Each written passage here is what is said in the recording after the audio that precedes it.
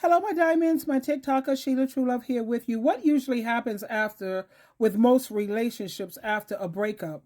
And have you ever noticed that after a breakup, how the loyal person stays single until they manage to heal themselves, whereas the cheater is already in a relationship? I don't know if I posted this with you already, but it is just so pertinent and it makes so much sense. I just have to share this with you again and also share the viewpoints of other people. Hold on, my darling. Here we go, babies. Have you ever noticed after a breakup, the loyal one stays single until they are healed, and the cheater is already in another relationship? The loyal one is completely invested, and that's why when it's over, it takes them time to heal and grow.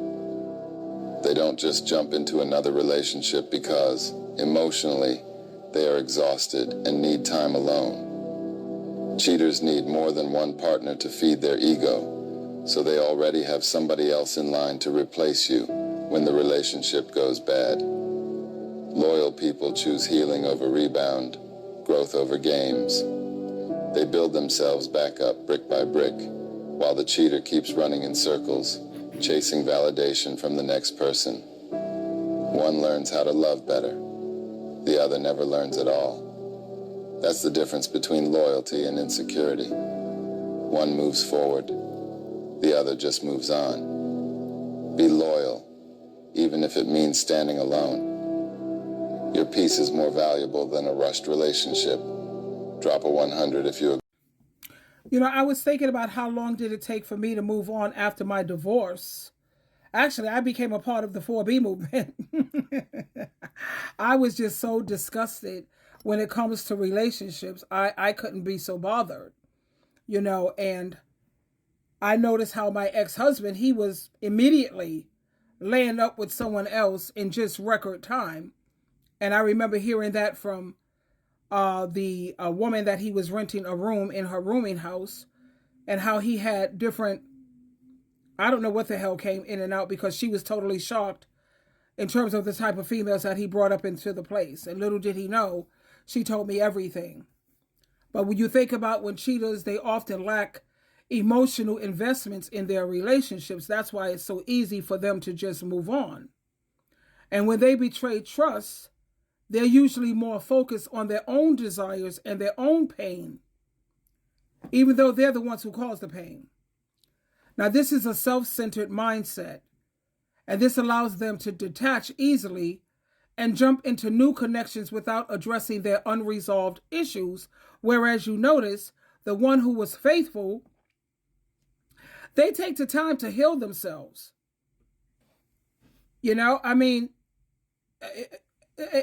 me, it just doesn't make sense for you to just jump into something else, bringing baggage from your previous relationship, because that's all you're going to do. Whereas cheaters, narcissists 9 times out of 10, they always have to immediately move on, and they do. Now, when you think of the loyal person, they tend to process their emotions deeply. When a relationship ends, especially due to betrayal, they invest time in healing. They take that needed time. This isn't just about getting over the breakup for them. It's about trying to understand what went wrong, and so they can learn from their experience. They recognize the importance of self-reflection and personal growth before they decide to dive into something new. Loyal individuals often hold on to values like the trust and commitment, and that's not the way cheaters or narcissists operate. They want to ensure this is a person who's loyal. They want to ensure that when they do move on, it's for the right reasons and with the right person. And the right person for me was JC. What is it that he says at 2 Timothy? No, I think it's Isaiah chapter 54, verse 5, where Jesus says, I am your real husband. I deserve that. And when you know you deserve, when you're one of the best, you feel you deserve the best. So JC is definitely working for me. He protects me, provides for me. I want for nothing. Do you hear me? And I have so many things that I want that I don't even need. He schools me. He educates me. He teaches me everything that I need. Now, when you think about the cheater, they may appear to have it easy, but their lack of healing often leads to repeated patterns of hurt. In contrast, the loyal person or the loyal partner, they take their time, but they come out more stronger and so much more resilient. Let me see. Remember, healing is not a race. It's about finding closure and preparing yourself for a love that truly deserves you. If you still want to sign up for that, I like my freedom. I just do. I like having peace. It's easier for me. But there are some women who still want to be involved in these relationships. And I'm not going to knock them for that because it is what it is. My tea, honey. I have turmeric with ginger on my joints. Feels so wonderful. So like I said, and like this man said, let me close with him just so it can serve as a reminder for you. Go ahead, sir. Have you ever noticed after a breakup, the loyal one stays single until they are healed, and the cheater is already in another relationship? The loyal one is completely invested, and that's why when it's over, it takes them time to heal and grow.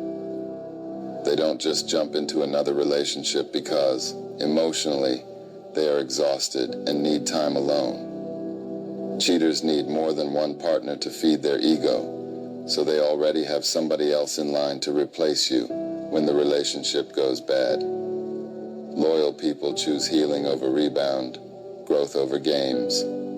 They build themselves back up brick by brick, while the cheater keeps running in circles, chasing validation from the next person. One learns how to love better.